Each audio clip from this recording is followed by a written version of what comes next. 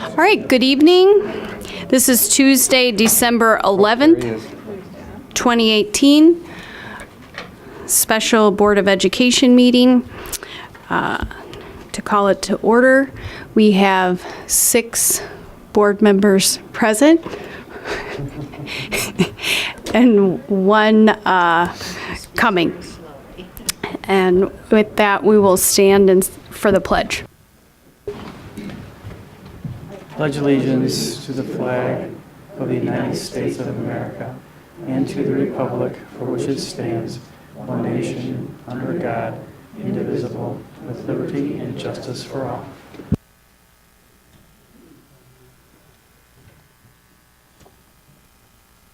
Okay, the board will receive public comments for up to 3 minutes concerning items on this agenda, as well as communication, petitions, reports from citizens or representatives of other public agencies.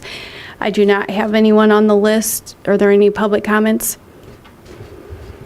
Okay, then with that, we'll begin.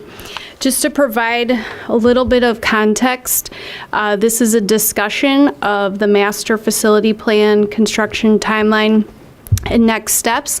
It's the result of over 4 years of community engagement, study, discussion, and most importantly, the successful passage of the referendum in November by the Elmhurst community to implement the master facility plan to improve all of our district facilities. So this is the beginning of the work to make the master facility plan a reality for our community. And with that, I'm going to turn it over to the administration to lead the discussion.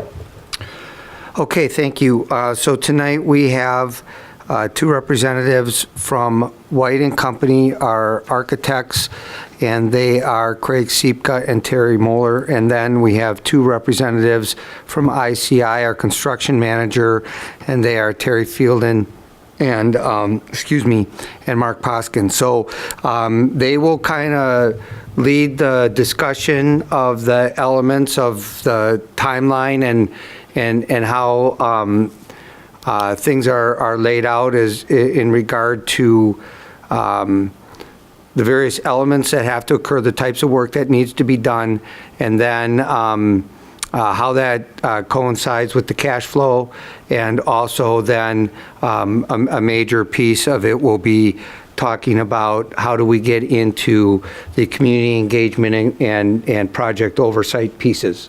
So that's kind of what we're going to talk about today. So go ahead and take it away.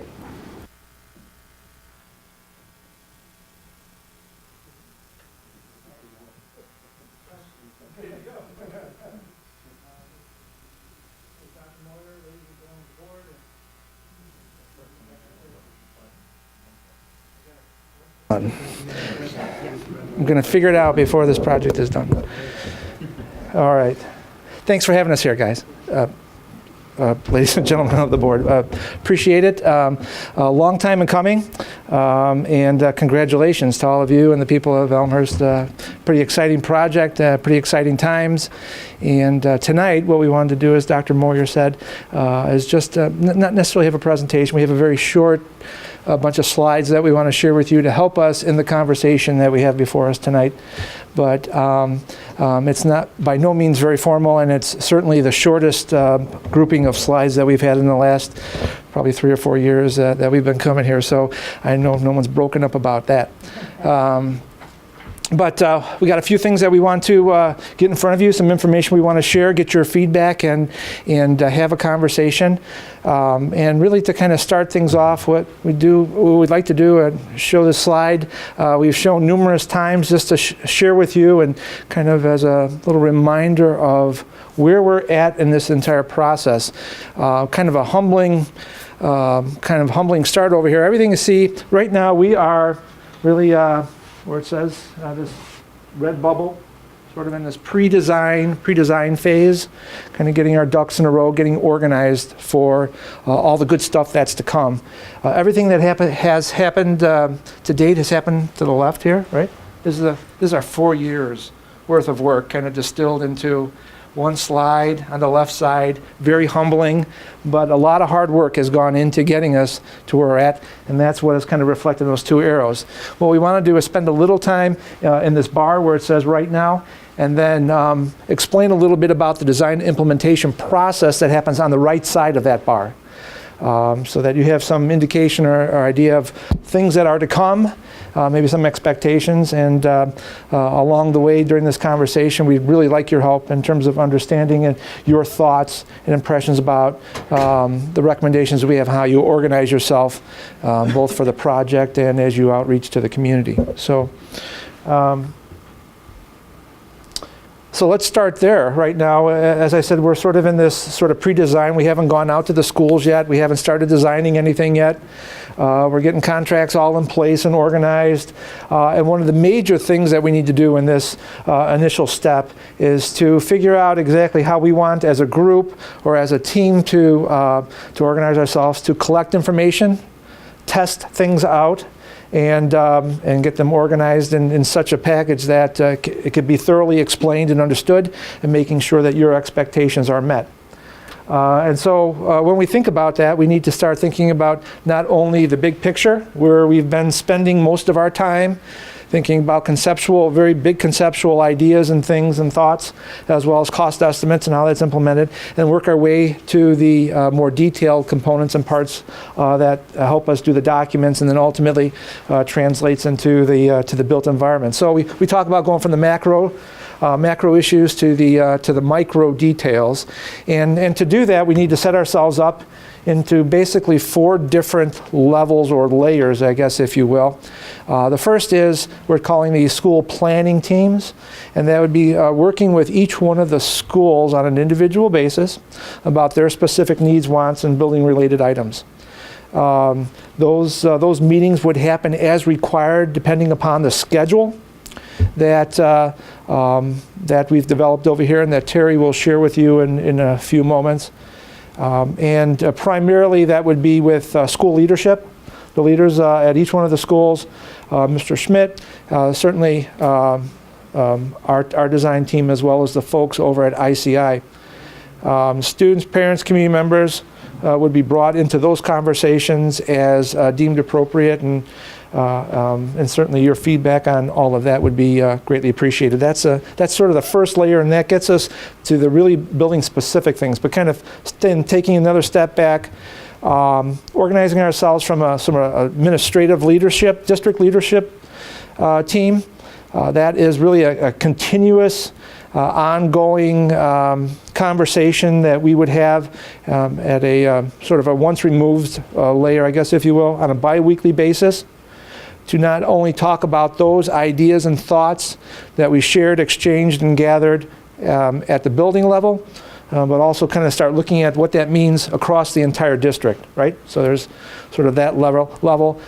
People that we imagine involved in that would be Dr. Moyer, Mr. Schmidt, Mr. Welton, Dr. Redmond, and certainly ICI and us. We'd be bringing people in at varying points during the course of the conversations, depending on what the topics are, because that really is something that changes weekly, maybe even daily, certainly when you're talking about a project the size that we're contemplating over here. But that is really the sort of the core team, I guess, if you will.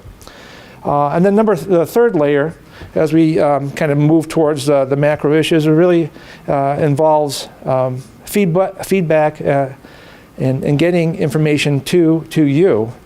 And those are regular updates in some capacity about how we're progressing as a team in designing and implementing these projects. We are imagining that it's kind of a monthly meeting of some kind, and certainly involving you, the administration, perhaps citizen representatives, and then the design and construction teams. So we kind of throw that out there, but we really need to understand your thoughts about how you want and when you want to be updated and share information and your thoughts about the project. And then really the last layer is what we're calling community outreach, and it's really not something that is maybe regular or certainly regimented as far as that goes, but it really happens in a number of different ways, in different forms.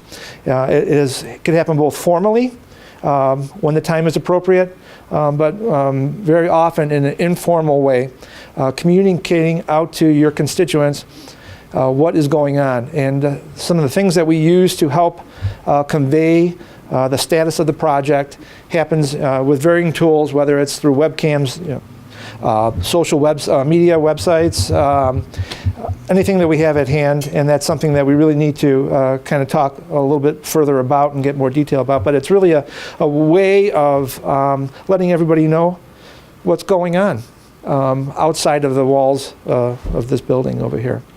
So those are sort of the four layers or levels that we see, we typically see. They are, depending on the district and the type of project, they're organized just a little differently, but as a group, we put this list together with the hopes of getting your feedback to see if we're headed in the right direction as far as that goes, or simply, you want to try something else or look at a different way of grouping how we collect and disseminate information. So I want to stop over here and kind of open it up to this group to either ask some questions or give a confirmation. Yep, we kind of got it right, or we'd like to see something else. Please, at this point, share your thoughts. Jim? On those school planning teams, how big do you think the group of parents and community members would be per school? Per school. So, principals, assistant principals, the people that we have up there, principals, assistant principals are certainly vital to this. Sometimes, and depending again on the school or the community and the vibe that's going on there, we could have more progressive or interested instructors that are more involved in maybe some of the day-to-day activities that are going on at a higher level at the school. We have seen from time to time PTA or PTO members, maybe the presidents, if to help be a part of the information gathering and sharing over there. We don't want to get the meetings too big, because once you get them too big with too many people, you start losing that sense of community and control, and it becomes more presenting instead of communicating and gathering information. But generally speaking, though, that's kind of what we're contemplating at that level. When it comes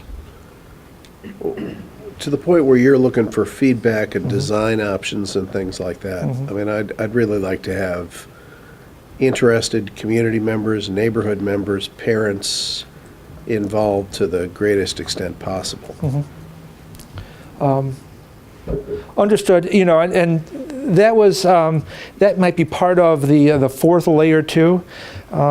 We had talked about at a organization meeting that we had a couple weeks ago of looking at ways of maybe reaching out to each one of the school communities to be sharing the progress of the design. And how often that happens remains to be seen yet, but I think that really happens in that fourth layer, and it could be in the form of a formal presentation, and maybe it happens a little bit more regularly for some of the bigger projects like say Lincoln or Field or something like that, and maybe with just a little bit more delicate touches when it comes time for some of the smaller renovations. That might be Okay, Margaret?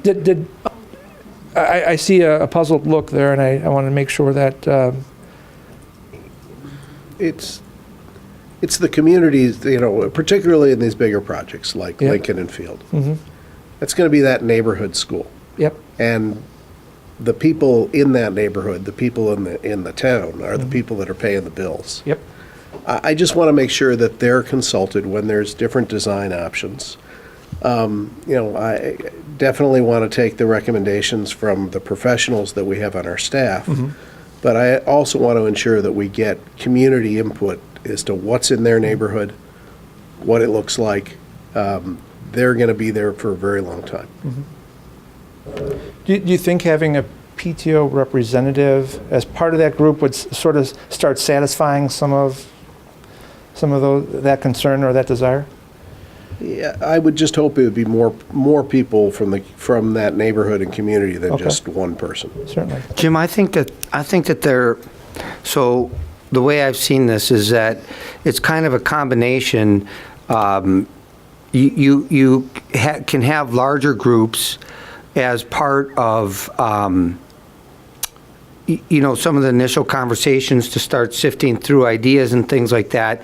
And then you can bring them back in at different times as the project evolves, and you take that feedback into account and things. And then, you may have more of a core team where maybe, depending on exactly what you're trying to accomplish, maybe you have a smaller group that reports back out to larger groups. So I think it's kind of a combination of larger committees and then smaller steering committees, depending on exactly where you're at in the process. I'm not sure if there's anybody that wants to be involved in the day-to-day, but, if there's a few design options to be getting opinions on, I'd like to make sure that we include that neighborhood to get those opinions on what look they want in their neighborhood. Yeah, I think we absolutely would do that, Jim, and I think Todd has some good ideas about that from his previous projects, but he has talked about neighborhood meetings, school, site meetings, and some other things like that have worked. So I think that everybody is sensitive to wanting to make sure that we give ample opportunities for that, as you're suggesting. Margaret? Yeah. So thank you, Jim, for starting that question, because I wanted to back up and get a better understanding of the school planning team and understand exactly, what type of issues would be discussed in this planning team versus any other type of group. So that's one of the things that, what type of issues would be addressed. And then the other piece on here is I noticed in the other meetings, in the other groups, there is a denotion, it's denoted how frequently. Yep. Or this is a repetitive piece. So wondering what happens in that first group and what frequency would come there. Yeah, and it's far more, a little bit more informal in terms of meeting and so forth, because each one of the schools, the projects are different at each one of the schools, right? So there are, for example, just take a look at Lincoln, right? Brand new building. There are a lot of issues that you need to address and you need to get vetted out and so forth on the table that relate to mechanical systems, organization of spaces, where it sits on the site, specifics about how big you want the spaces, how many kids go here, and the list goes on and on and on, right? To answer those questions, to get into those specifics, pick the brain of your leadership out at that particular school. That takes some time, right? So meeting a little bit more regularly, it might even be weekly in some instances, would not be atypical. You start taking a look at a project, for example, like over at York, where we were contemplating doing some athletic fields and some small renovations or smaller renovations for specific rooms at the school, which it's not building comprehensive. The amount of times we would have to meet, get the input that is required and needed to fulfill the requirements of that program are not as extensive.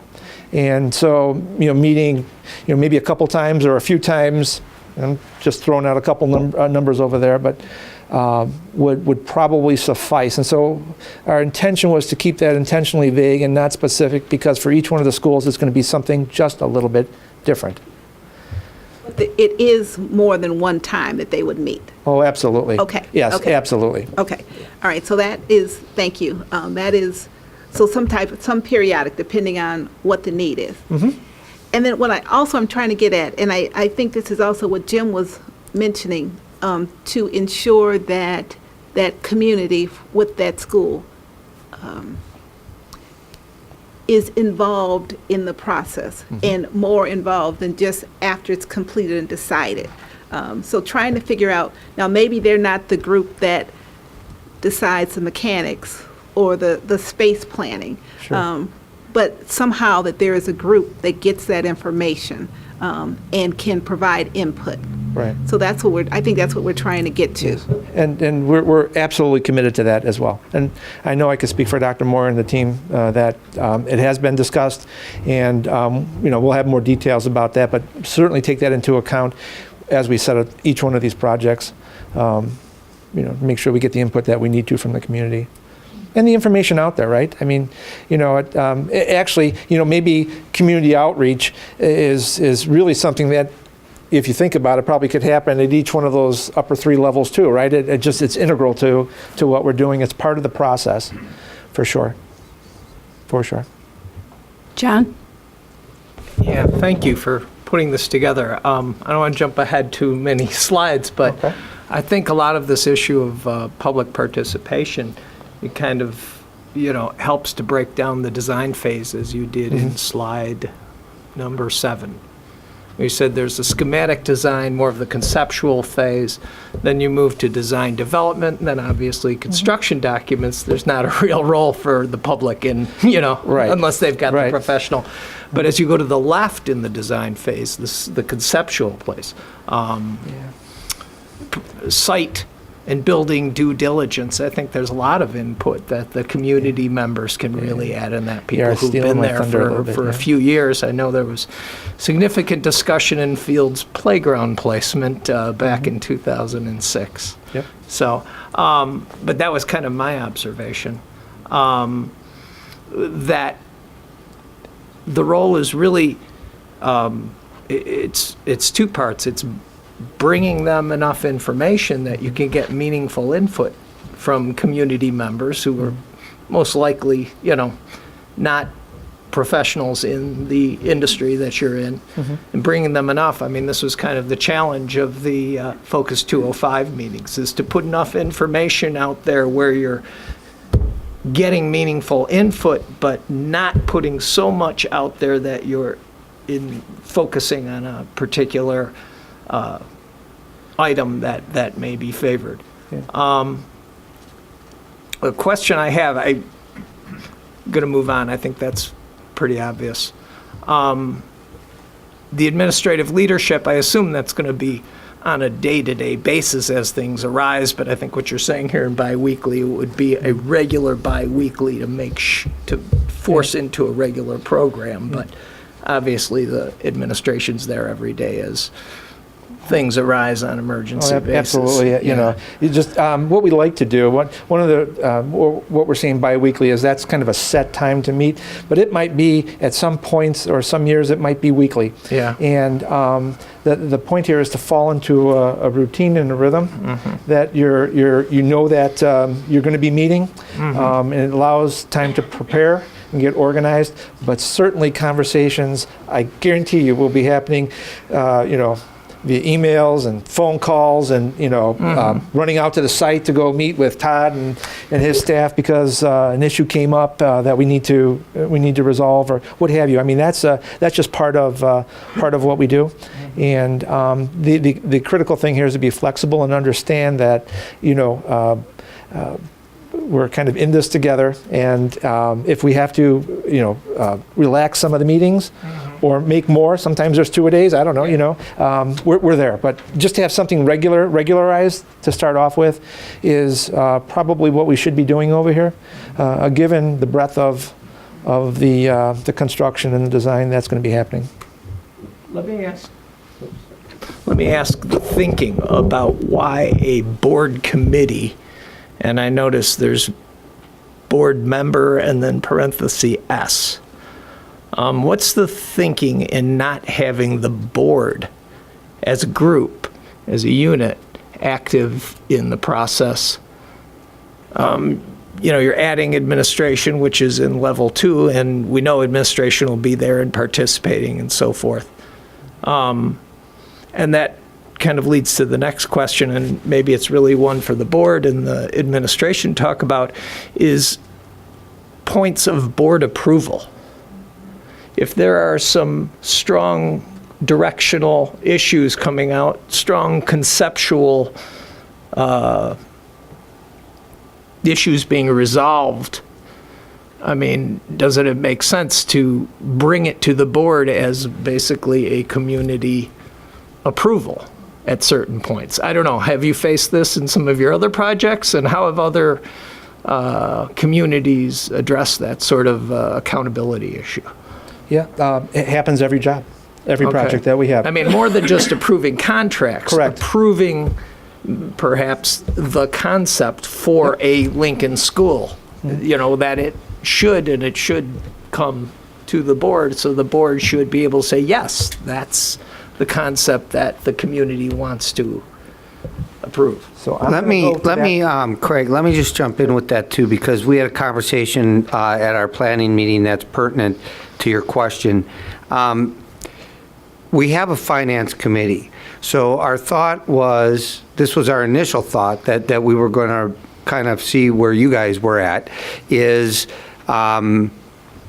rather than create another layer, use what we already have in place as part of a vehicle, and then consider if the board would like to have a citizen oversight piece of the finance committee work that's related to this project, where we get some citizen reps, perhaps. And then also, when I talk later about some of the other things that are going on, like the all-day kindergarten committee or various different things, if we have ad hoc committees, we would have board member involvement possibilities at various stages throughout the process. And we also, at some of these different community outreach meetings, whatever we call them, when we're in some of the initial phases, we can set up some processes that is consistent with the board's comfort level about where they want to be involved or where they don't want to be involved or don't think they need to be involved. But all of the major decisions that have to do with final plans and things like that, the board would have say on those things. But the purpose of the committee, and we thought that maybe this would be something that would need to be discussed on an agenda at the first finance committee where we bring this up, is we need to have a comfort level with the levels of authorization of who gets to make decisions. And Terry described the process in his district in Naperville, where the facilities director had authorization with change orders up to $100,000, the oversight committee up to $250,000, and anything more than that would have to go to the board for approval. So what we want to try to do, part of what we want to try to do tonight is get people comfortable with a process so we're all on the same page, because you know, we won't be able to move this forward in 2-week increments. So we kind of have to be comfortable with how we're going to operate. And Terry, would you want to comment on that as long as it came up, or were you going to talk about that later a little bit, or?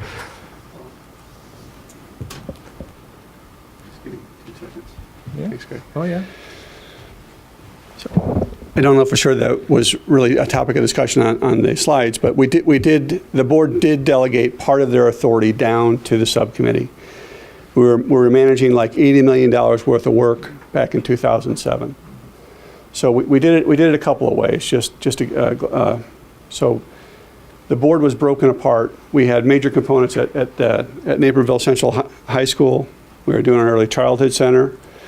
We had 2 buildings where we were putting secure entrances on, and we're also had a major renovation to Mill Street Elementary. Board members were assigned to those individual projects to go and monitor the design meetings, give input and so forth as the process went on. The problem with bringing it back to the full board was, as Dave has mentioned, you meet twice a month, right? We can't live in that world where we get a decision every 2 weeks so then we can move forward. We don't have that kind of time. We have a general outline of a plan, which we're going to get to as far as how the project is going to be executed. But you also want to get to all-day kindergarten and some other things that go down. So if you're meeting every 2 weeks and waiting for the board to make decisions, that's just not productive. And you don't really have that luxury of time to move forward. So you've got to be willing to let go of some of that entrust it to the people who know what they're doing. Not to say that you don't know what you're doing, but who have the skill to make the decisions, then come back to you and update you on a regular basis. And that's why we assigned a board committee to it. I think the same thing I said about community participation. The board belongs to the left in the design process, not to the part That's of the correct. right. As a legal matter, we are at the far right, which is the approval of the correct. contract, which has bid specs built into it, or Right. whatever design parameters, however you do it, at what level of. Yeah, and also the community engagement or community involvement needs to be on the individual school basis. You know, it's going to vary by school. The larger projects, when you have Lincoln and so forth, I think you're right on task, Jim. People do have to look at this school, so you do want them involved and with some of the exterior shots and how it's going to view and the color of the brick and so forth. Give them some options, but at the same time, we have to be very clear that we need to move forward at all times. All right, so. And I'm just going to back up to what happened in our community in Naperville, right? So we went from a brick building, Naperville Central was traditionally a brick building, to a sleek metal exterior, which is very fashionable, very, very collegial and so forth. It was a hard decision for the board to gravitate towards, but we ultimately did that because it was the right thing to do for the community. And the community loves it. And then we spent money also to make we had a lot of additions on the building, so we made it more homogeneous and so forth. All these things, I can assure you, are going to get flushed out to the satisfaction of the board and the community. You're not going to be dissatisfied when the process is done. Chris? Because I can just tell you the way we do it with our construction teams is for each project, we have a contingency built in and that's to cover certain things that we kind of known unknowns. And as those things come up, as long as it's hitting the contingency, you keep going. If you're going to get above the contingency or it's a material thing, and that's where you start to get into trusting the professionals, they'll come back to the management team to talk about it. But for the most part, we kind of, for each project, create a bucket of money that's there within the overall budget that that they have discretion over to spend, because the timelines we have are extremely tight. I think as we're pushing this along, and the design process, I think when you look at this too, one of the questions I have is just there's the way this functions within the design process, which is somewhat sequential. As you come up with things and as approvals come, and then we finally have this set of plans that we go ahead out and we bid, and everybody thinks you're going to build it, and then reality hits when you start to bring it out of the ground, and those decisions are made daily a lot of times with this didn't come out the way I thought it needed to move, or that needs to change, and then we get into change orders and change order approval processes, and you can get into thresholds and things like that, and so it's just kind of how we could talk about process to get to design, which I think is going to have a heck of a lot more community input into it, and then process to build, which I think we have to you have to keep speed in mind within boundaries, and that's something I think we just need to flesh out. Sorry, and that'll come more definition later on. But you are right. Change orders do cost money. There are unforeseen conditions. You put a shovel in the ground, you don't know what you're going to dig up, and so forth. But that's a lot of money. The minute that backhoe shows up there, everybody looks at, it's very exciting and so forth, but that's a lot of money and a lot of investment, and that machine makes money when it's running, all right? And sometimes it makes money when it's not running and it's waiting, and that's what you don't want to see happen. So, yeah, because I mean, I don't know if you call it the same thing, but we have general conditions with our general contractors, and every week they're on the site, there's something that we have to pay them. So when stuff gets hung up with, we've had issues with permitting and things like that when the inspectors come out they don't like, and then things get sent back somewhere, and then we got a team sitting there doing nothing. And so, I mean, these things have to be able to be decided quickly. I guess I was focusing more on the design phase rather than construction phase. Construction phase, yes, it's easier to write parameters and to delegate within tiers of dollar levels. But I think when there's a new Lincoln school, I think one of the things this board should look at and says, yes, that's the concept for Lincoln School that we support, and then bring it back at another time so that there is another time where the board can look at it and say, yeah, we think that's right. Not in lieu of anything that you've outlined here, but in addition to, as another way of just demonstrating to the public that, the representatives have made this as an approval decision and on their behalf. That's kind of. Another thing I would like to interject here, and it reinforces what Craig said. those are not meant to be like standalone buckets. Those are kind of, they intersect every project that we do, and they're all intertwined with the various different phases of each project, and they could be structured in slightly different ways. Those are more just like groupings of the types of involvement. It's not like they're individual, this is one group and this is the other group and that's their function. If you know what yeah. We used the paint bucket analogy in the previous presentations that we had. If you imagine these are paint buckets, instead of being separate buckets, it's all kind of mixed together and working together to come up with a solution. And you are absolutely correct. What happens in construction, the kinds of decisions and how often you have to make those decisions and how critical they are to timelines and so forth it's a different kind of set of parameters for construction than design. We're going to show you in just a few minutes, hopefully, the schedule and talk a little bit about the differences between what happens in each one of those phases, so you get an idea of perhaps the kinds of things that you'll have to weigh in on and so forth. But if you take a look at the board involvement, whether it's the whole board or even just one or two members, like it was in Terry's district. The idea is to make sure that everybody is on board in some capacity, so having representation at the board level, even in the kind of conversations that we imagine having, with the administration and so forth, we feel is very critical for the understanding of the project. For when you're talking about it amongst yourselves, having some representation and from your level is absolutely critical to the success of the project, without question. Every successful job we've had has had board involvement like that.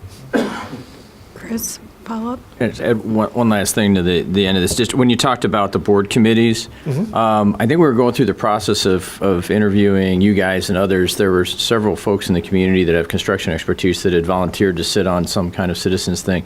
So I would be all for including at least one rep from the community. But at this level, I would love that person to have construction expertise.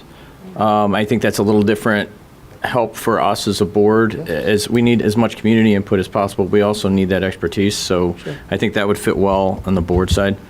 Yeah, absolutely. We'll make note of that and get that in the process. Thank you for the presentation. What I wanted to do is make sure, and I know that I sent an email to Dave and Kara about this, but key for me is that we get the right input from the beginning, from the design standpoint, so that construction and the facilities piece kind of then can go as smoothly as expected. So not just the neighborhood schools for each of the schools, but Dave, what I'm envisioning is all the schools have leadership teams. So it wouldn't just be the principal or the principal and assistant principal, but they daily and weekly work with their leadership teams so the whole school can be represented if that's the model that's being used. I'm making that assumption based on the way that they work today doing, they really talk about everything, and I would think that this would be an exciting thing that they'd want to be talking about, first point. Yes. And yes, so you would set up a process where you would have teacher involvement at the school level. But we're also talking about having district-wide professional involvement. So, for example, the media specialists talking about what are the key components of the media centers, and the idea being that if we want to move toward having similar spaces at all of our schools, we need that kind of involvement on the front end. Or as we do our special ed program review here and we talk about pull-out spaces or different nuances of each of the various types of programs that we have, and this is what we think we want the district to look like.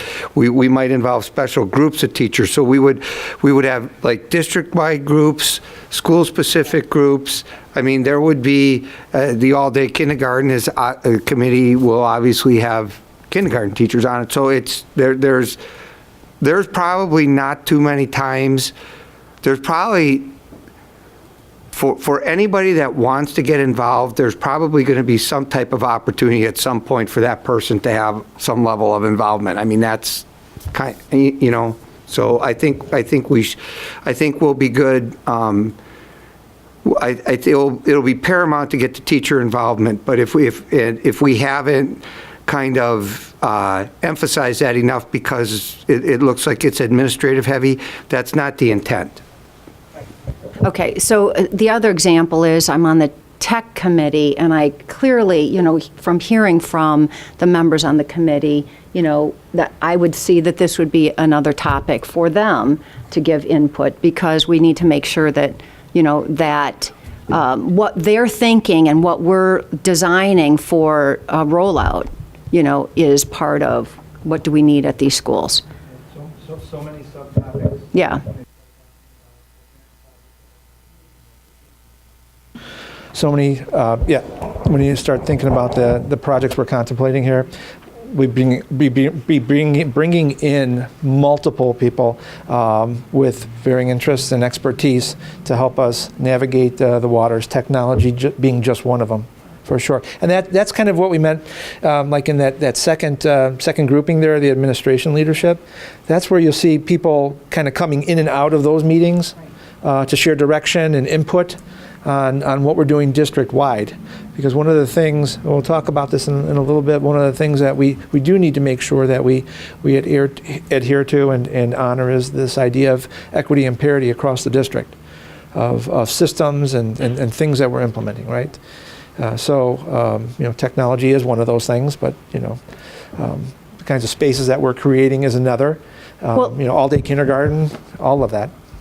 Well, and I said technology committee, but what it is application of technology. So that gets into, we're kind of looking at how we do learning and teaching at the classroom. So teachers are already redoing classrooms, getting rid of desks, doing different things. And so that's the whole point, all of that comes together. And I'm envisioning that there's that representation, and we're making sure that all of that input is getting into that original design. Yep. And so, okay. Absolutely. Okay, well, I want to ask a question. Sure. Okay, so kind of going back up to number one, building a little bit on what Jim said, but how do you balance, okay, so we have the parameter, the master facility plan put out a plan, and there's, budget parameters, and there's parameters because of the site, and if we're doing something to an existing building, and then there's the educational piece that you're trying to achieve. So how do you take in, or how have you done this with other communities, giving the community the opportunity to, I guess I would just say, this is what we want, or this is what we want to see, before it's like, here's 3 plans and you say you like A, B, or C. Like, how do you get that kind of feedback, or is that possible? Understanding that, everybody has to go in knowing you're not going to get everything this isn't just a, Yeah, the old delicate balancing trick, right? Yes. Because everyone is going to want, and there's going to be stressors on the conversation and on the budgets, and things are going to evolve and change, and that's our job. Our job as that group with Mr. Schmidt, to make sure that we navigate those waters and we adhere to the plan that's in place, and that we're getting the right kind of input to implement it. It is a trick, but we've certainly done it every project, right? Every project's the same way, right? In terms of everybody wanting probably more than we have budgeted, but we solve those things by having the conversations at those school levels, right? But it's at some of those other levels, the administration level, at the board level over here, that you're setting the parameters for us to go back into those schools, to that leadership, to those community members, to get more input and detail about those items and those parameters that you have set. Does that make sense? Yeah, I guess I just, I feel like, I don't want to start with some, this was a balance for the last 4 years, right? And sometimes it was done well, and sometimes, we learned and we tweaked as you will. So I guess, I feel like it's important that we, because we're touching every school, so we have an opportunity to work with every school community on some level, that, there is an opportunity, it's not just, well, here's what it is, and do you want red or blue? There's an opportunity to just really hear from people, and I guess I want to make sure that at the ground level, like when you're really starting off, that you're hearing from people before you get really far in the process and somebody goes, well, wait a minute, you never ever asked about, I don't even know what to give an example of, but. Yep.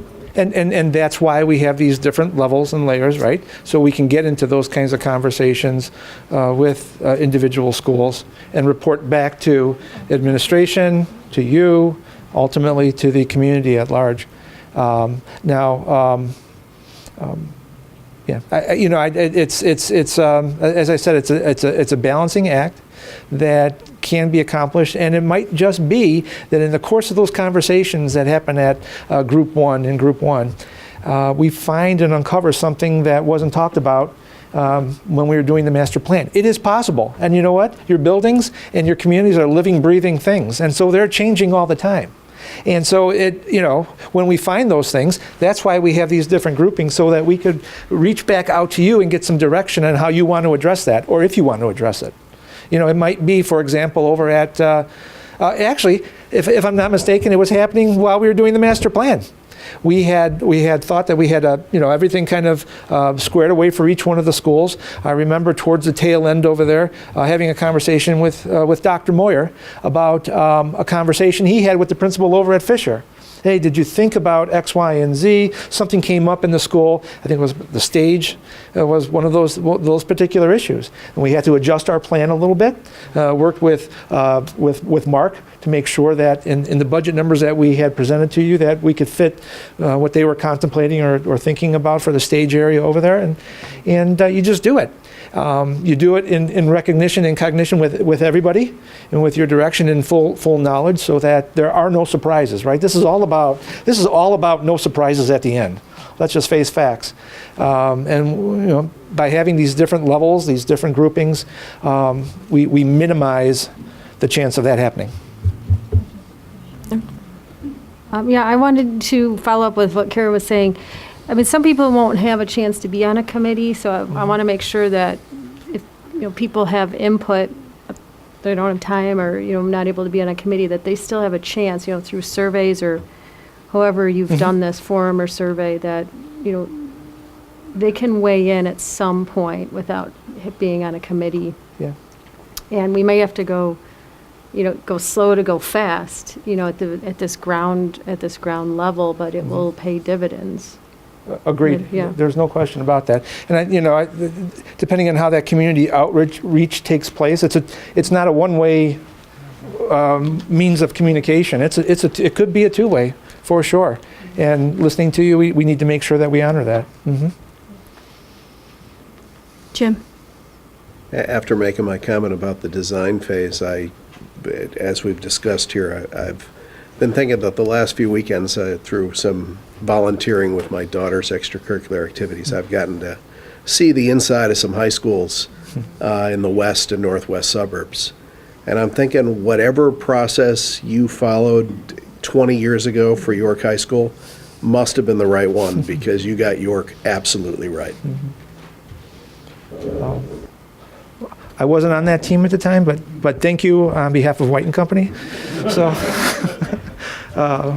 some of the people that were involved, though, actually Terry was. What am I saying? Terry was there. Kevin Havens. I don't know if you remember Kevin Havens, our design director. But yes, but the thing is, we have to be open-minded and flexible enough to know that things have changed in your community too, and expectations are different, and so we adjust our plan accordingly. Right? This is just sort of the framework. But there are all kinds of nuances and details that evolve over time. And you'll see, we'll fall into a rhythm. That's what you want. You want to get into a rhythm. and that people can expect and understand, and that's when they start weighing in, right? When there's some regularity to what you're doing, people feel more comfortable, and they're not trying to figure out how they fit into this way or that way. They know when things are going to happen. They know that you have some means of communicating or reaching out to the community via emails or newsletters or whatever, however that evolves. Then you really start getting the input, right? So. Mar? Yeah, just to respond to what Shannon says, I'm hoping we can have some real good online resources in terms of allowing people, because, obviously, what do we have here? 8 members of the public in our midst. Everybody's there. The first thing that people want to do when they see something they're interested in, they want to get more information. And so I just make sure that we can put as much online as possible. Even if one would be online information, where it is in the process, what's to come, dates when things will happen, when people will be invited to go to things like that. And then also all the bids and budget stuff online too, and that's maybe something that we could do. Because some people are going to be inclined to be looking at the projects from that perspective, and I think giving them all the tools that we can would be a good thing, because board docs is not the best. Well, there's no secret to any of that documentation. That's all public bidding, the whole 9 yards. So there's nothing that goes behind closed doors. Yeah. So it just, a strong online presence would I think help a lot of the community feel involved in level 4. So. I don't mean to steal anyone's thunder on this. As I'm looking, and as we've had discussions on all 4 of the points, those are not meant to go in sequential order. They are meant to happen concurrently. And though you may see a couple of bullets, those are representative of very larger processes. So with community outreach, you will certainly see, we've discussed things like having time-lapse cameras, making sure that people can see progress going on there. You've noticed that from the referendum success, we did have that referendum hub. That will now transform into a new phase of that too. So you will see quite a bit of what's already made us successful, and pushing that forward. The community is in no way going to be left behind on this one. I don't mean to imply that. I'm sorry if it came out that way. I just want to make sure we put more up there that people just get, say, okay, that's enough. I've got enough. Then we've done it right. All right. You want to move on? Yeah, I do. And this isn't necessary. that so didn't come out right. Oh boy. So we thought that these next couple slides are just a friendly reminder of some of the things that we talked about during the master planning process that went into our thinking, both in terms of developing the potential work scope and the designs at the new schools and the renovations, as well as how we implemented and sequenced all of that work throughout the district. Because if you remember, it was really quite a big conversation that we had at one of our Saturday workshops about how the students are staged and sequenced to minimize, not completely eliminate, the disturbance that the construction activity would happen on their day-to-day lives. So some of the things that that have gone into the thinking and the initial conceptual plans that we put together were certainly the availability of funds, and when funds are available. Terry's going to talk a little bit more in detail about that, about bonds and so forth. How students move from from throughout the district during the course of construction. Really kind of affected by what's happening at Lincoln Field. Edison and Bryan are kind of that, we have a slide to show that, just to remind you. Taking into consideration scheduling priorities. Again, this whole idea of minimizing the impact on students and disturbance to their education during the course of the year.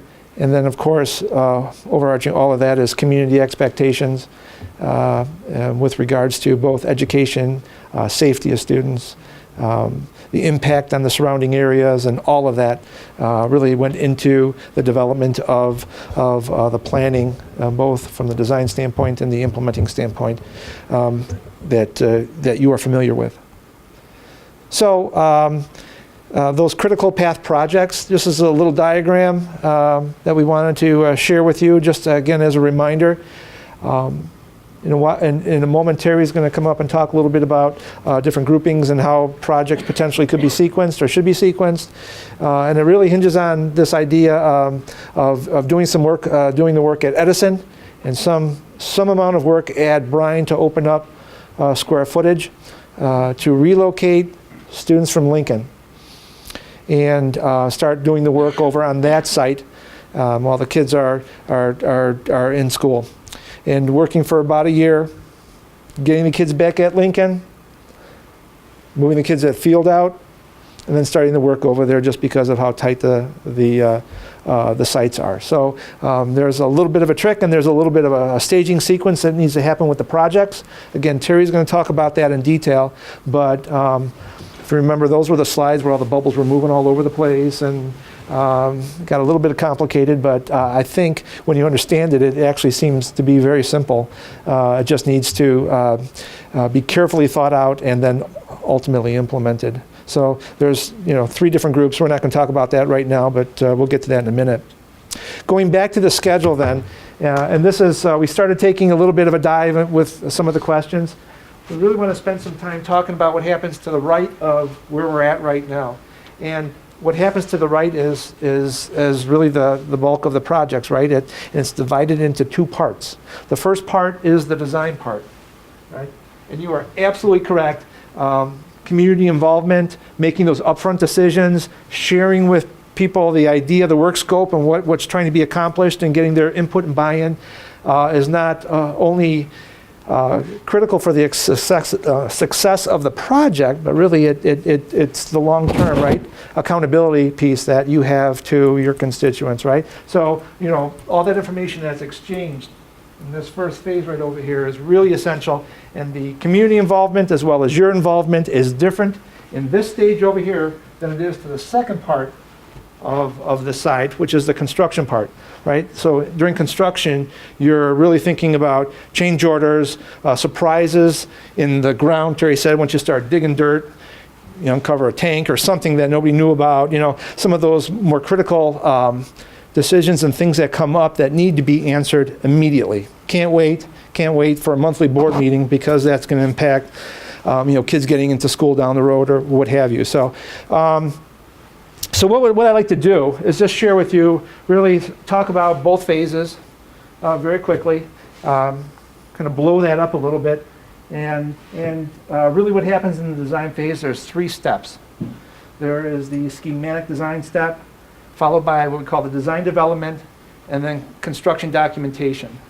At each one of these stages, as we make the transition from one to the other, there is that board approval process that needs to happen. We need to have a formal approval from you to move to the next phase or the next step of the project. And that's what these stars represent. So regardless of what's going on over here, which you all will be involved in, right? Yes. You'll know what's going on in your projects. There is a formal moment in time that, okay, we've kind of wrapped it up. We got the concepts. We know what's going on in each one of the schools. Boom. Here's the conceptual budget. Here's the time frame that's going to happen. Do we have your blessing to move forward? That's exactly it. Yep. Those moments and times, then, you don't have that when you get into construction because now you're just taking it, the approval, and you got to get it done. And it's all hands on deck, as Terry will tell you. Take no prisoners. We got to get this thing done. So when we starting here with this first step, the schematic design, things that kind of happen during that time frame, we're doing a lot of due diligence. We're doing soil borings, understanding the buildings, the systems, and the performance requirements that the district is expecting for each one of those kind of components in the building. We're doing topographic surveys, all those things that help us start develop and understand the parameters by which we're going to be constructing or designing and then ultimately constructing at the projects. It's really the conceptual design phase. Right? So we're talking about bigger picture ideas and concepts and things, right? Start with the big, kind of work our way down to the specific. We're engaging those school planning teams. the principals on a more intimate level, more regularly, more often, to get that information. And then ultimately, we are testing out those concepts, those ideas, those big picture conceptual ideas up against the costs that have been established during the master plan, right? So just like the designs start from the general and go to the specific, the cost estimates, the way we plan things out also go from the general to the specific, because we get to know more information as we get into the further level of the project. So as we know more, we're able to refine the cost, we're able to understand the scheduling implications and all the details that go along with that. You have something you want to say, Terry? I saw you. No? Okay. Generally speaking, if we're talking about a project, sort of like Lincoln or Field, which is a brand new school, talking about a 1 to 3 month process. Just hanging in this part of the design phase. Now, as jobs are smaller, you're talking about security vestibules and maybe some renovations to libraries. This is going to ebb and flow, right? It's going to be shorter. You know, it might even be a little bit longer depending on the kind of input and some of the challenges that we find. But generally speaking, you could expect about a 1 to 3 month time frame for this part of the process. Does that make sense? Questions at all? Okay. Moving to the second phase, the design development phase. That's where we're kind of refining the design work scope and some of the details that go along with it. We're updating those costs, right? We talked about going from the general to specific. When we start getting into details, now we can start doing some quantity takeoffs of materials. Knowing some of the details helps us understand how long it might take to construct something. All of that kind of goes into updating the cost. We're taking all the information that we're gleaning and still gathering more information, synthesizing that into the overall concept in the direction that we're going, and reviewing those ideas and thoughts with the school planning teams, and quite frankly, you know, in the perfect world, that's schematic design development. There's a little overlap that happens for sure, and we expect that.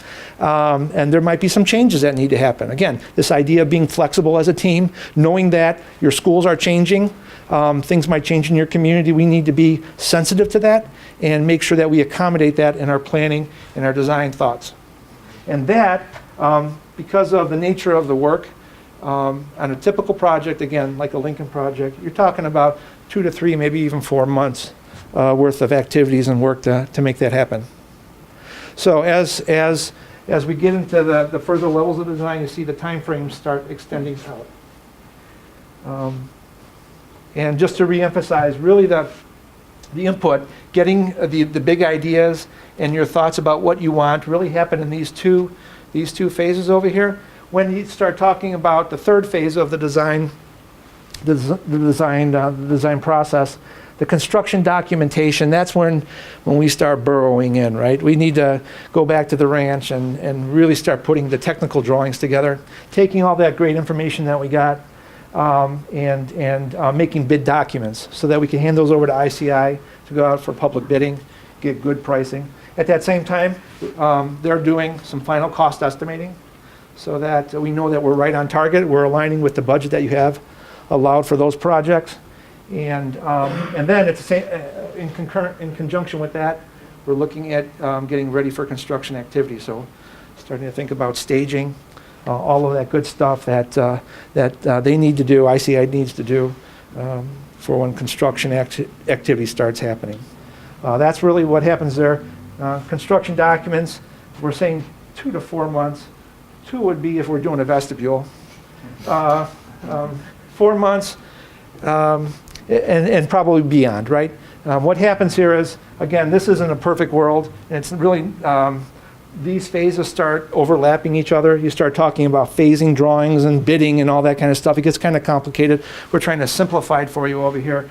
But all told, you're talking about, for a new building, about a 12-month process from point A to point B.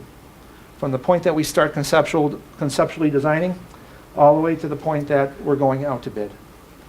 In some cases, it might even extend out a little bit longer if you want to get some pricing for finishes and things like that, but I don't want to split hairs over here and kind of muddy the waters.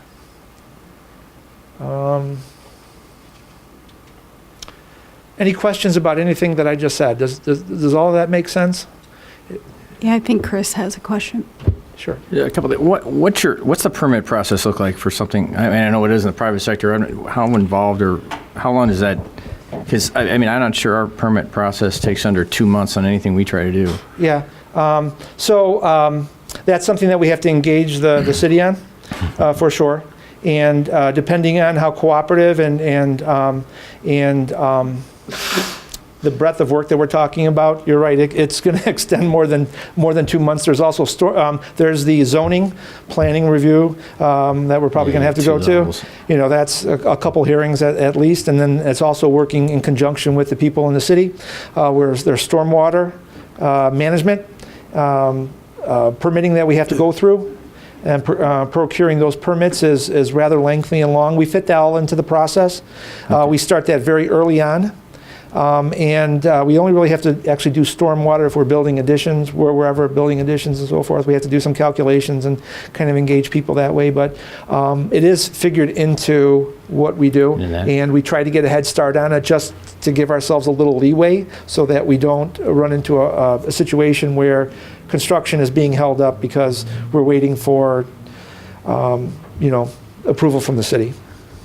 We also, in conjunction with that, we also have to go to the ROE, Regional Office of Education, get permits from them, and have a third-party inspection, both for while we're on site, but also during the planning process. So we have to have an independent reviewer of our drawings that signs off on the things that we're contemplating for the school district. So there's like the different levels that we have for getting input on the project.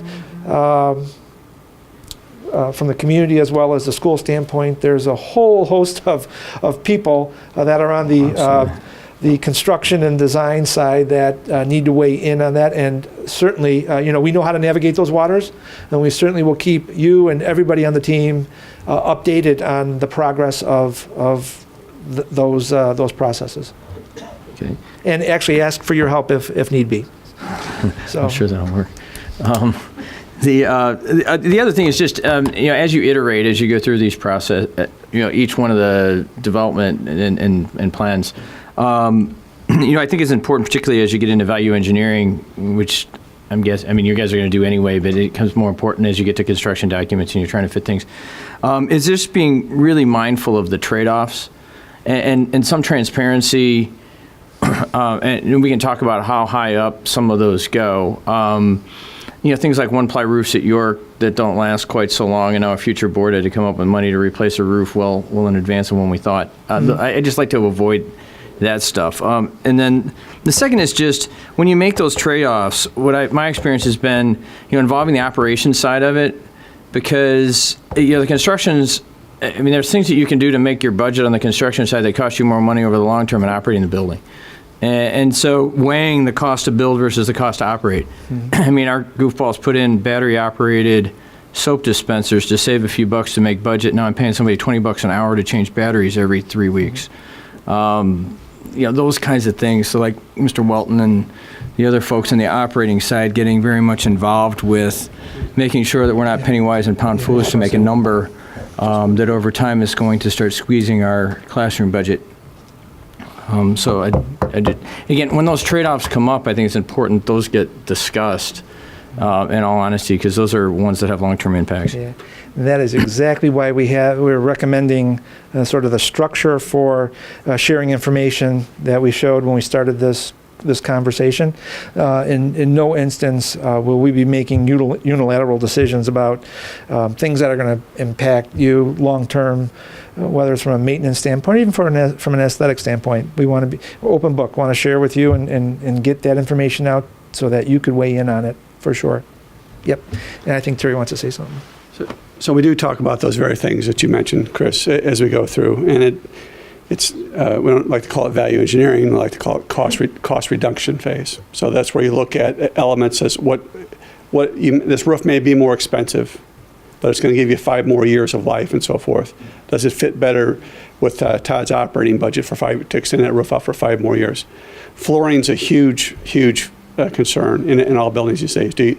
We've done a lot more polished concrete than we have in the years past because the means and methods have improved, much more durable product, easier to maintain, or luxury vinyl tile you can put in some classrooms and so forth. So those are all the options we look at. Some cost a little bit more, some cost a little bit less, but you got to trade off what's it going to save Todd time in the field with his crews, maintaining the building, what's going to be the best learning environment. Ceilings, another big factor too. The cost can vary on all those items. We do look at that very hard. So we're not just out to drive towards, we want to make the budget, we have to make the budget, but we want to be smart about how we do it. I want to ask a question about design. So you've got the stars where we approve. Is there a cost then if you change it after you approve, like, or how does that, like, so you go to the schematic, you say, okay, this is where we're going to go now, we've approved this, and you go into the orange design development, and then you go, whoa, and then you want to, like, is there a cost? So you want to really make sure you've done. Yeah, it is a checkpoint for all of us. I guess technically, I mean, the answer is yes. There is. There's a consequence for all of that, right? But this isn't a perfect world. We also understand that. If we get through construction drawings and we get to that third star, and something has changed in the district, we need 10 more classrooms over at whatever school, over at Fisher or whatever it is. Obviously, there's a big implication. Bad example. Sorry about that. Or all of a sudden the district decides that they don't want to do air conditioning somewhere in some particular space where there's a major change to the information that we've already documented. We would work with you to figure out what the implications are, and both from a cost standpoint and a time standpoint. If there's little changes, Terry, cover your ears, please. We'll pick it up. We're not here to nickel and dime anybody. We understand that things are change, and we have to be flexible. So. Yeah, I'm just asking more so it's to make sure that at each of those levels you've really flushed out, right, and taken the time to. Right. So just to play off of that, right? So bring something back, and the board will ask a question. So part of our job is to weigh the pros and cons for you. You're asking about something that can be changed or something that needs to be enhanced. We'd have to give you the upside and the downside on both of those situations. So it could be too far down the road. We may not be able to reverse. We'd have to say that, and here's what happens if you reverse. Not to say the boards haven't done that, but we got to give you both sides of it. So some things have costs, some things don't have costs, some things are not changeable just because of things in the field and what you have to do to move forward. Time is of the essence. You have money. The community gave you money. What you need to be focused on now is how you get that money spent in the best possible fashion and reach the goals that you also promised the people in the referendum, which you do have metrics that you promised for all-day kindergarten, some other things. You need to keep that in mind, and that's our job to remind you too. If you don't make this decision, here's the implication with that on the time scale. You would hope, based on the potential structure that we're looking at over here of sharing information, that all the things that go into the defining the work scope and all that have been hashed out, so that there isn't an emergency or something needs to change in such a dramatic way. That doesn't happen that often. All right, quick, you can go to the next slide. This last slide over here before I turn it over to Terry to talk about the schedule really is taking that design phase and maybe kind of outlining what you might expect over here in the first group of projects that we have right before us. And I'm not going to go ahead and read all of those from top to bottom, but there are a couple ones that I do want to point out. Well, there's a few things I want to point out. The idea of doing work at Edison and Bryan kind of are populating most of this list over here, but there are a couple of them. If you look at, let's see,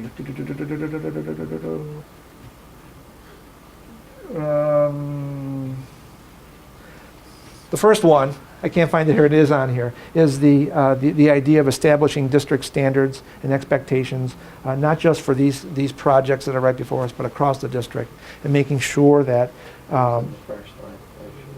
Yep. We had something like that. Okay. 3. No, Yep, that's it. there you go. That's it right here. Both from a material standpoint and a learning standpoint. That's kind of setting the precedent and the stage for everything that's to come. Again, it's also about wise use of your money, making sure that both from a standpoint you can take care of things, and then you have sort of a branding or a consistent, I don't want to say consistent look throughout your buildings, but a similar quality, level of quality at each one of your buildings, right? This idea of equity really should be thought about as part as parity, right? All your buildings have a different character. And so the materials that we use, the quality might be consistent, but they're going to be realized in a different way, right? Because we don't want to have something kind of that relates to, for example, Fisher, and is specific for there, and then kind of put that out in Hawthorne. It just doesn't work, right? Different aesthetics. So we just have to manage that. And the other thing is, while all this is going on for Edison and Brian, we need to be mindful now. We're starting to program and plan for the first, I would say, really big splash as far as new construction goes over at Lincoln. And that happens about mid-year next year, where we start having those conversations and getting ramped up for the activity to come over at that part of the district. So otherwise, a lot of these other ones you can kind of read. If you have any questions about those, we'd be happy to answer them, but I don't think we need to go through each one of those bullet points unless you really want me to. Yes? Just real quick, you're doing phases 1 and 2 of the first critical path projects, Edison and Bryan. You're really advancing. You're moving forward a lot quicker with those during 2019. That's correct. Yeah, we'll let Terry, he's got that in detail in the next slides, and he'll talk to you about that and kind of fill you in on those details. Mr. Collins, this is here where I want to say that I think at one of the meetings you asked the question about the plan at Lincoln that we were sharing with everybody, and you said, are we kind of stuck or do we need to follow that particular diagram that we were sharing with you? And at that time I said no, and I still want to emphasize the fact that this is our opportunity then of kind of revisiting those plans and seeing what is the right fit for the community, for the school community as well as the community at large as far as that goes. So we are ready to go. We are ready to go. Anybody else? Okay, I got to turn it over to Terry. It's his turn. And yeah. You're good. Okay. All right. Any questions? Because I'm done. All right. No? Too soon? So you passed $168.5 million worth of bonds. And the bonds were premised on issuance at 3 phases. The first phase, at some point in 2019, you'd issue $25 million. About 2021, you'd issue another $50 million. And then finally in 2023, you'd issue the final $93.5 million. And that's kind of how we grouped the projects and showed how they're going to flow out. Okay, money is the critical driver, as I mentioned before. Besides time, there are so many projects that will fit within the $25 million. Then we get another $50 million. There are so many projects that will fit with that. And obviously, when we get into the $93.5 million, so it's a lot wider berth. So our task, collectively between White and ICI, is to make sure we don't run over the $168.5 million. So as we're going through each stage, it's incumbent upon us to look not only where we are right here, but also look 2 or 3 years down the road to see where we're going to be and make sure we have enough money to finish all the projects that you promised the community that you would. Does that make sense? So there are basically 5 groups that we assign the projects into. And you can see here Edison and Bryan, as Craig has already mentioned, would start about April of 2020 and finish in August of 2021. And those are transfer schools. You're going to use our schools, those classroom space and so forth, to absorb the students from Lincoln and other facilities so that we can start on Lincoln and get that school going. And then we have secure entries and so forth at the various projects. It would be next summer as well. You can see those are much smaller dollar values. So at the top there, you see the word referendum budget. So when Mark Poskin was putting together, Mark, you want to stand up, raise your hand so they can see you? It's all his fault. You notice how I as any good project manager would do, I quickly pass blame. Okay, so Mark put together the referendum budgets. And as we go through, when we get to the end of the day, probably the final number is not going to match what we have there. And I can say with some degree of 100% certainty, it's not going to match. Some are going to be a little higher, some are going to be a little lower. There's going to be some changes made along the way. But this is our starting point, and everything's in there. It's like soup, like vegetable soup. Everything we need in there is in there, and hopefully it's enough to get each individual project done. And this is group 2. Again, we're working, we would have the $50 million at this phase. So you have Lincoln, Churchville Phase 2, and Jackson Phase 2. So, and we go on to Group 3. And Group 3 is where you have the new field elementary school. And that's where you got a little split. You got some of the money from the second bond issuance, and we're lapping into the third bond issuance at that point. So field's got a double bite. So when we're planning, we're going to be looking very closely at field as to how much money we have. Well, we may have to come back to Chris and say, okay, we need a little bit of a gap money from the budget and so forth to cover us when we get to the last quarter of the year, which we may have. We don't know what inflation is going to do. We don't know what kind of new tariffs and so forth we may see in the industry that would raise some prices. So we got to be planning for those things. Then we get into Group 4. Some of these begin some more varied size projects. Churchville, again, bring a large auditorium addition and some other phases and so forth going through. Now, I can't tell you the details on all these phases and so forth, but we have sums of money and we have time periods that we're planning on doing them. Some of these schools will be back at twice, even though they're smaller dollar volumes. I just don't know for sure what the intensity of the renovation is at this point as we go through. May require 2 summers versus 1. May require us to go into the fall of the year. We're going to refine that as we go through, and we'll come back and tell the board and the school what's going to happen. And then finally, Group 5. And the only caveat there would be, Dave would talk a little bit about the administration center and so forth and what might happen with that. But again, it's the same premise. Madison has some bigger comprehensive renovations. You can see that we've got that going over a longer time period because we just don't know what's really going to be involved in intensity with that at this point. So that's kind of the big picture of it. I don't have a lot of detail yet on it. Well, we'll be coming back to you with more refinement and so forth as we go through. But this is kind of the general outline of how we're going to march through and get the money spent and improve the facilities. Are there any questions? Chris? When you get back to the design process, Yep. is the thought that we're going to do all of these all the design work up front, or are those staggered as you get into projects? Those will be staggered as you go through. So right now, Edison and Bryan are the main targets, and as well as the secure entries and so forth. That's going to be the focus. And then, as Craig said, Lincoln kind of gets dovetailed in there as we move later through the year. So you'll see that kind of meshing through, because a schedule starts with the end. You have to know where you want to finish, and then you back up from there. So as we get into it, we'll figure out where those design processes want to fit in with each individual phase.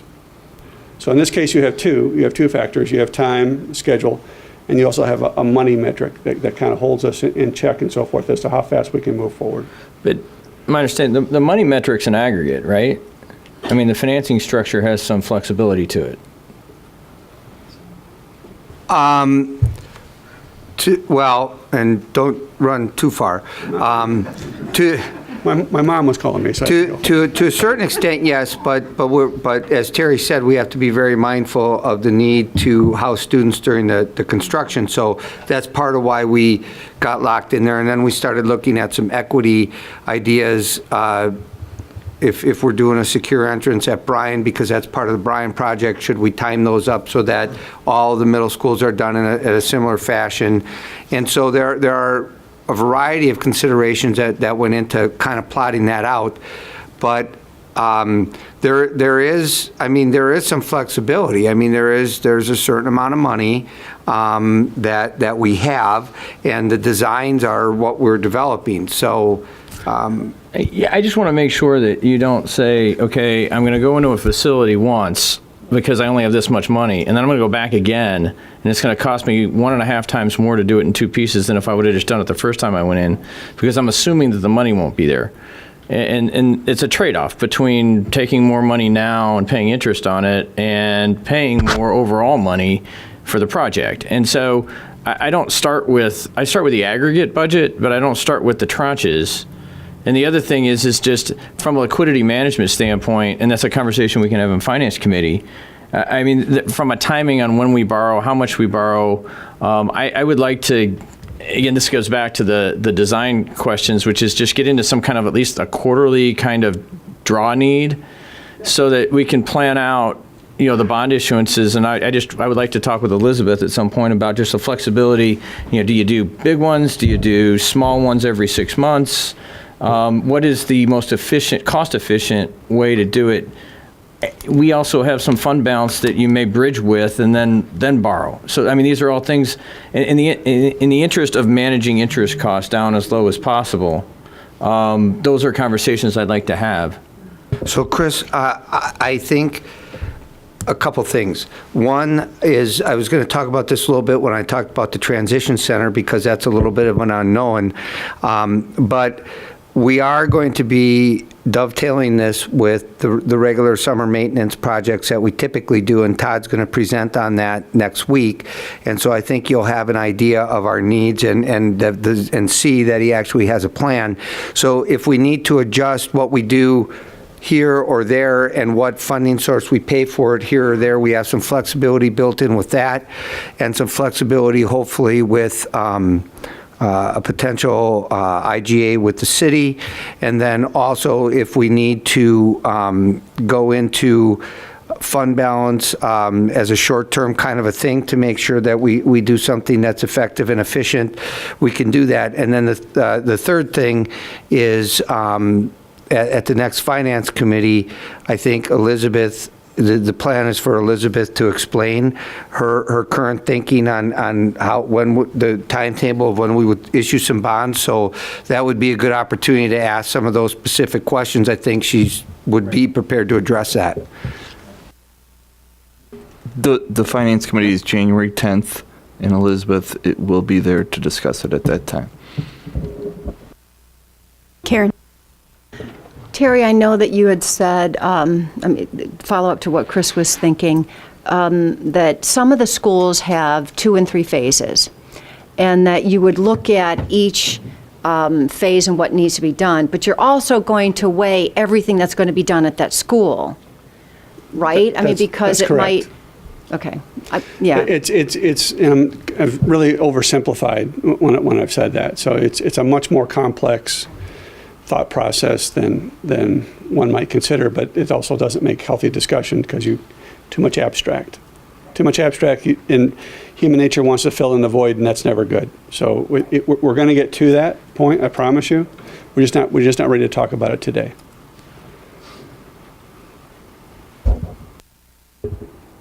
Keep going. That was really all I had. I think Dave's up next.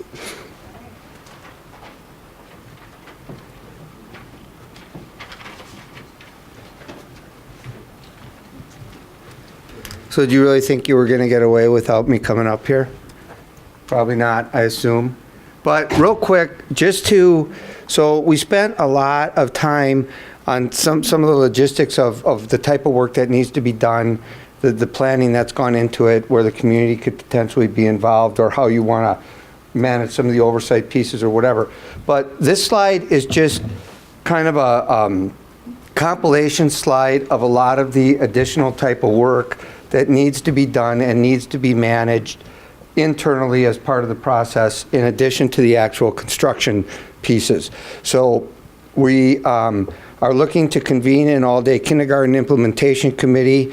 We'd like to start meeting as soon after the holiday break as possible. And we, at this point, see 3 decisions that the board needs to make. Well, the curriculum decision would be more of the teachers presenting, the ideas. But there are 2 major decisions that the board needs to make. I think one would be the possibility of early implementation. Is that something that's realistic? Is that something the community would want to see? And what would that require for us to possibly get something started earlier than the ultimate completion date of the grand project, and then the tuition ramifications. So we thought about breaking that committee up into 3 subcommittees with various different representation on each committee and regular reports to the board, and that's all-day kindergarten. Then, just to let you know, a lot of the other things that we'll be doing internally as well, we'll have staffing subcommittees. We'll have to take a look at transferring teachers during phases of this project, opening up new buildings, and we'll have to follow the contract on some of that if people put in for transfer requests or other things like that. But we'll also have to take a look at, as we do get to the point where we're balancing enrollment and we decide the tuition question for kindergarten and all of these kinds of things, where do we put people and what does that look like? Then the transition center, we took that out separately because there's still some ambiguity about when we're going to be able to move on that. The goal is to move as soon as possible, but there are variables as to where the funding source will come from and when a potential site will be available. And so we didn't want to give a year and say that we were going to do it this year. Because we can't guarantee that. We just know that that's a priority and we want to do it as soon as possible. And in fact, I have a meeting coming up this week that might shed some light on that. And I will have a report to the board after that meeting. We talked, Chris and Todd and I talked about a couple things related to that this morning as well. So we want to move on that quickly. We just didn't feel we could make a promise on a timeline because there's still some variables hanging out there. The transition planning, the idea there is we would have at various points in the project, we would have decisions that we would need to make in conjunction with our local school communities about how we how we lessen whatever the potential impact is on the families with their siblings that may be at different grade levels, with the transportation. And so we would talk with the students and the parents, and it would be building specific, and it would be project specific, but it would be, and I don't know, I put other up there because literally I don't know everything that's going to come out of that, but we certainly have to look at those transition years. In some schools it's going to be internal operations. So when we say when do you pull people in, we'll have principals pulled in because they're going to have to figure out how to feed kids. They're going to have to figure out how to do recess. They're going to have to figure out how to get them, pick up and drop off and stage things and et cetera. And then the merging of communities gets involved there. Do you broker, that's a sort of a Freudian slip. Do you facilitate PTA groups, working together and agreeing to how they're going to do fundraising? Do you facilitate various different things about school traditions, like this is what we did for a holiday tradition, and now you've got students that are blending in, but it's maybe only on a short-term basis. So those are all things that we want to involve the community in and localize groups of people depending on the nature of the issue. We talked about the possibility of another demographic study. And I don't know what the board's feeling on that is. I think that at least some board members would like to see us do that.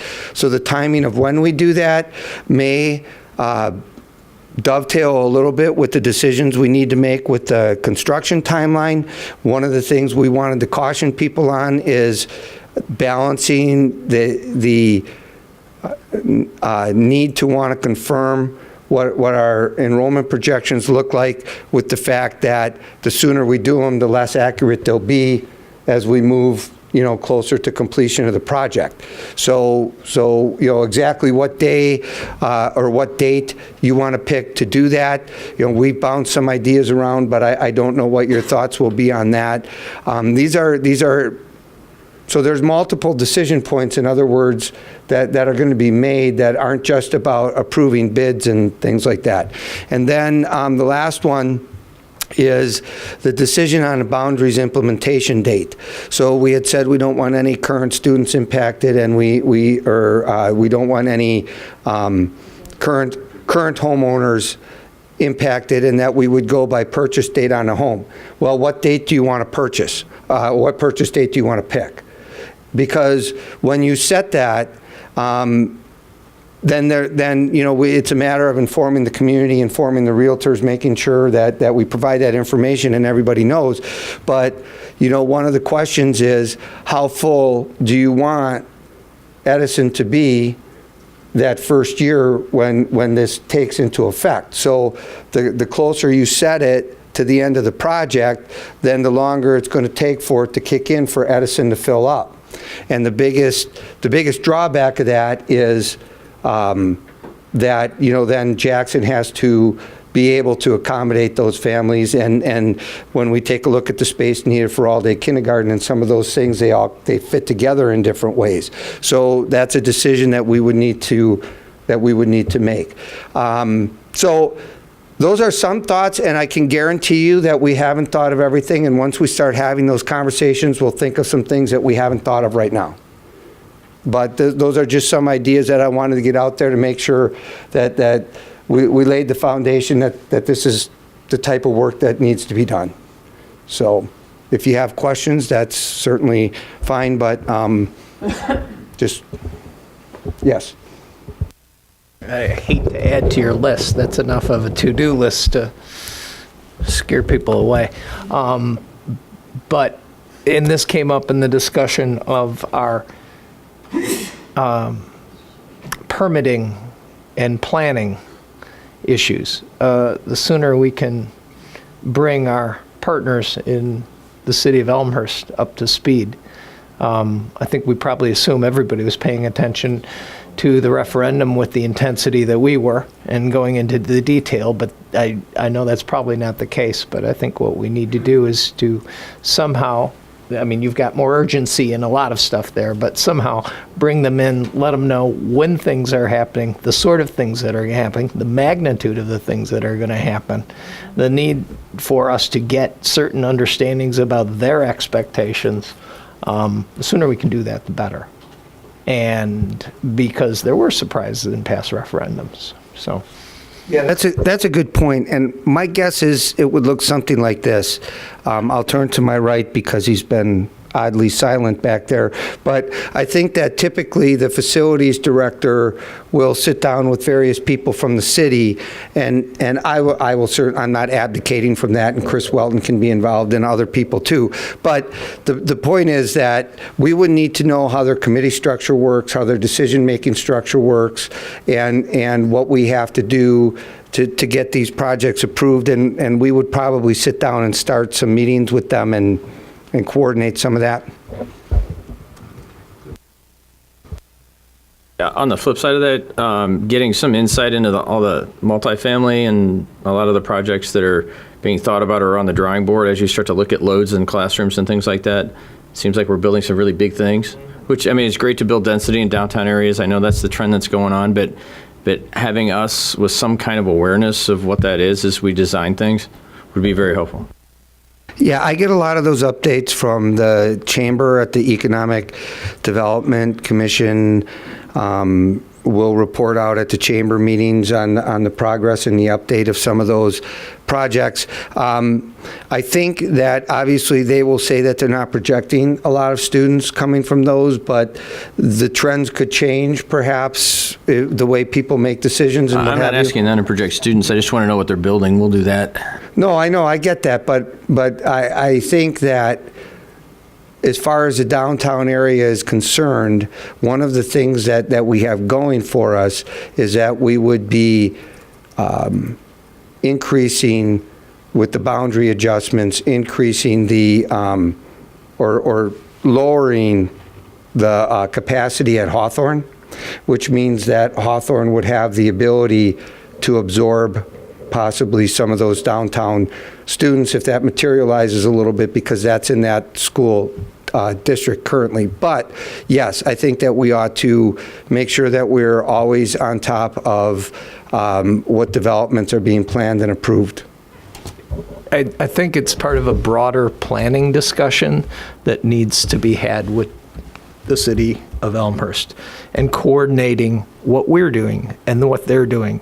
And I keep to, in its most minor form would be resurrecting the old IGA committee that met quarterly to discuss what are we doing, but there might be some deeper planning roles, perhaps a representation of the board in a ex officio way on the plan commission might be a real good way of sharing information in the sort of things that they may be doing that will affect the board and the budget for the schools of Elmhurst, and at the same time sharing the things that the district is doing that affect neighborhoods and neighbors and things like that. And I think it would be very helpful to just bring back the discussions that used to happen a long time ago.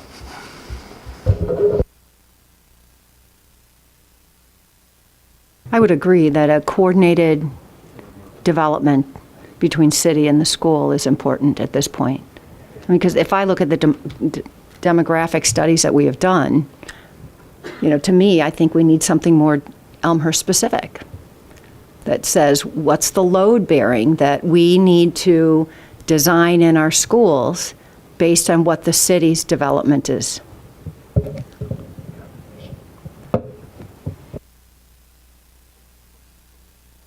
And that's what we both of the organizations owe this community, because the community clearly says that they want to, to develop the schools, but we just need to make sure that it's in sync with what the city is developing on a lot of the housing that's going on. Because that's what we have seen in the schools being so overloaded, is because of the redevelopment in the city. It's not a bad thing, it's just we need to be in sync with it. It has to be on target. If we did a demographic study, what would be the optimal time to do that, do you think? Well, we initially kicked around the idea of maybe spring of 2020, or we could, our current demographic study goes out another, is it 4 years? I think 24, 25.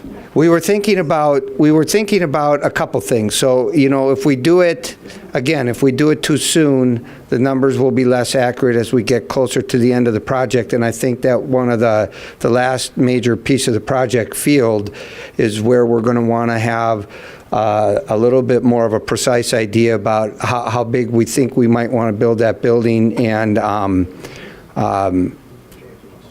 any potential things that vary from what our current information is telling us. But so we thought that we didn't see any need to feel like we had to do it this spring. But we were thinking about maybe spring of 2020 could coordinate with some of the design work and future planning that would start kicking in at the larger projects and the projects at the end where we have most of the funding available. I'll just reiterate, though, that I think what's more critical and more important is that we know what's going on with Elmhurst and the families that are coming in and the students that are coming in with all the development. To me, that's what we found over the last 8+ years. Right. The last study was more on a national averages. I want to drill down a little bit more. I agree with Karen. So let's talk about that as we move on.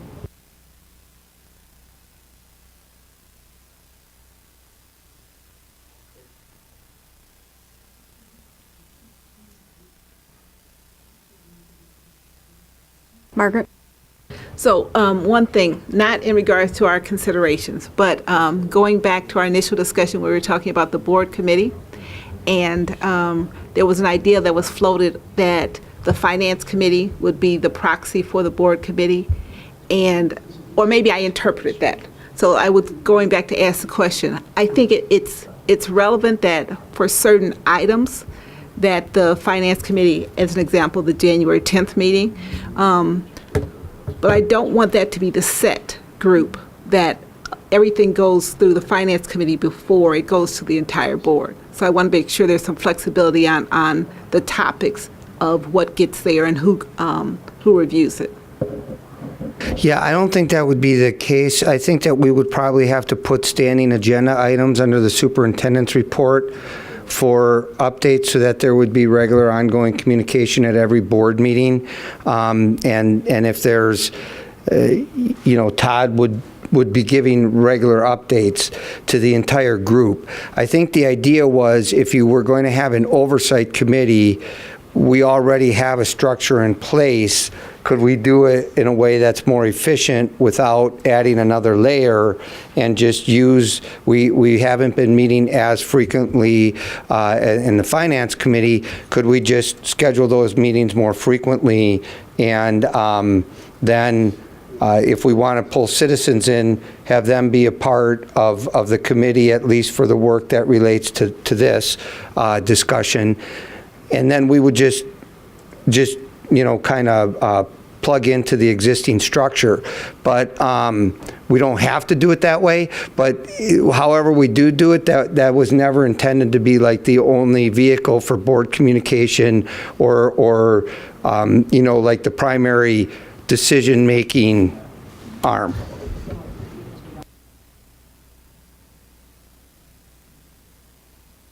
That answer your question?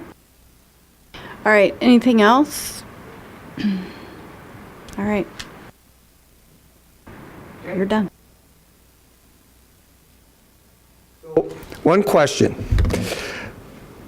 Would you like us to publicly communicate and ask for people that are interested to apply to be members of a citizens group where we could, run the process past you, run the form past you, make sure that construction experience and all those kinds of things are reflected on how we screen people to select representation for that particular group. I'm thinking this stuff's going to go really fast. So if you want us to do that, if we know that, then we can start the planning for getting that. Yes? I'm looking to my right again. This time at you. Margaret? Yeah. So I understand, and I like the idea of putting that into place. My question is, how many people is this group going to likely be? If it's going to be 2 or 3 people, seems a bit of a overkill. It's going to be 12 or 14, then it seems to make sense. So I would say let's figure out how many people we're talking about are going to be included in this group. I think that the answer to that is actually what we were conceptualizing anyway is opposite of what you just suggested. We would have larger community involvement at a variety of different stages of the project, but we were thinking that the number of citizens that would potentially be part of this financial oversight piece would be a smaller number. And is that what, when you did that in Naperville, how many people did you say you had there? On that oversight group, didn't you say you had about 3 or 4 people on there? So, I mean, I guess that's a decision that the finance committee can make and make a recommendation to the full board, and the board can decide what number they think is right.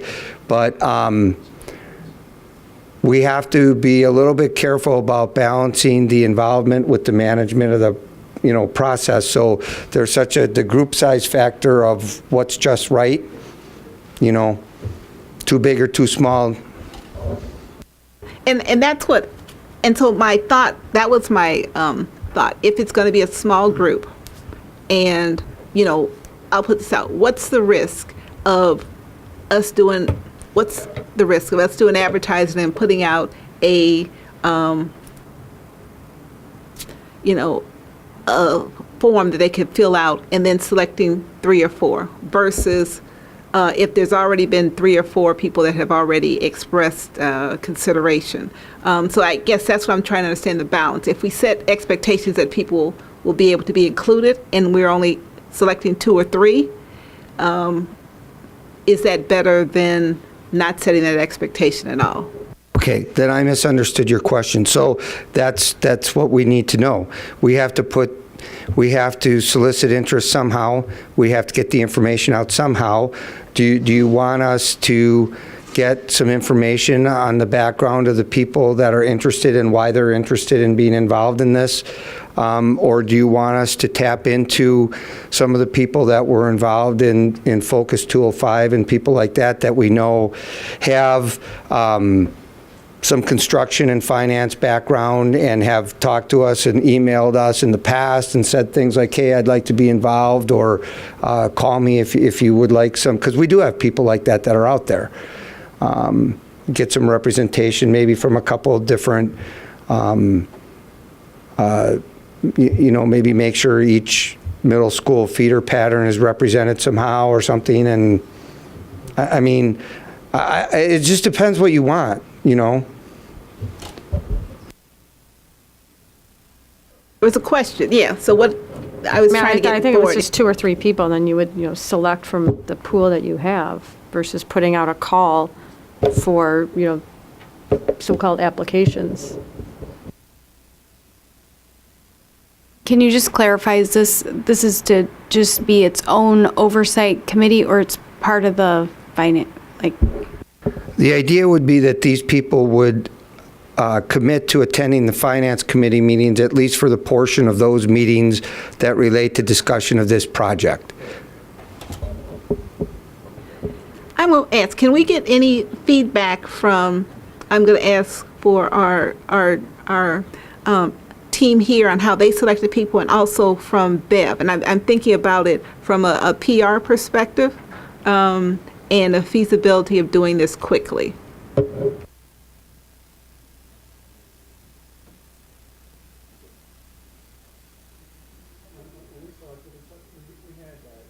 to get up by the microphone, sorry.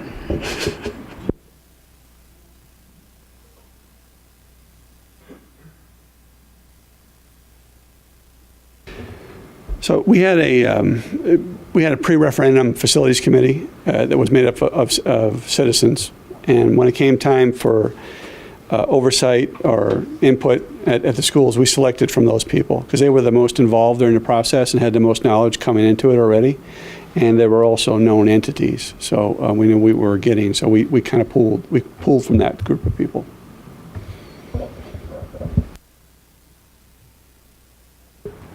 To your questions, I would say when we put out anything, I want to be very clear to the community on what that role would be so that we are not building any kind of false expectations, that we're keeping it realistic, and that the scope and the responsibility, they would also be aware of those things.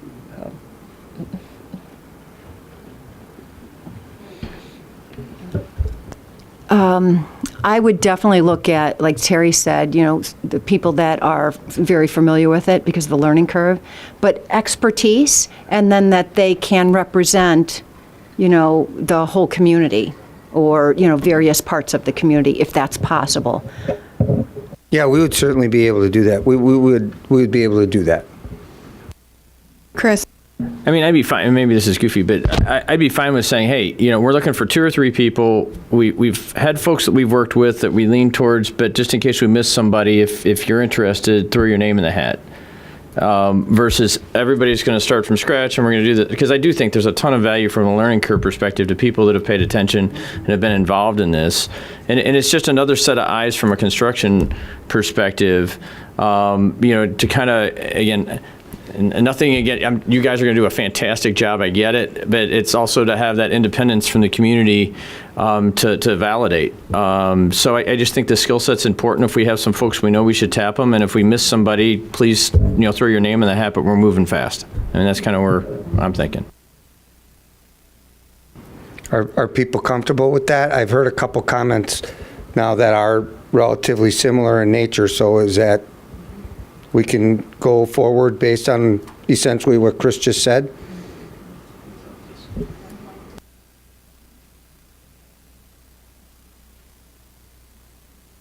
Okay. Anything else?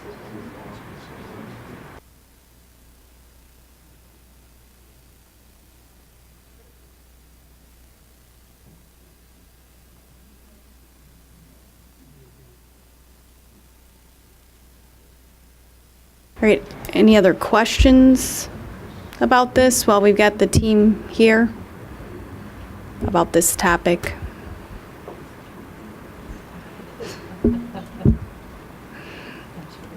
Yes, just making sure. All right, then just to wrap up, we have 3 upcoming meetings. Our regularly scheduled Tuesday, December 18th Board of Education meeting here in District 205 Center at 7:30.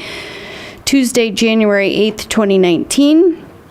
Board of Education meeting here in District 205 Center, 7:30, and Tuesday, January 22nd, 2019, Board of Education meeting here in District 205, 7:30. And with that, I will adjourn. Thank you.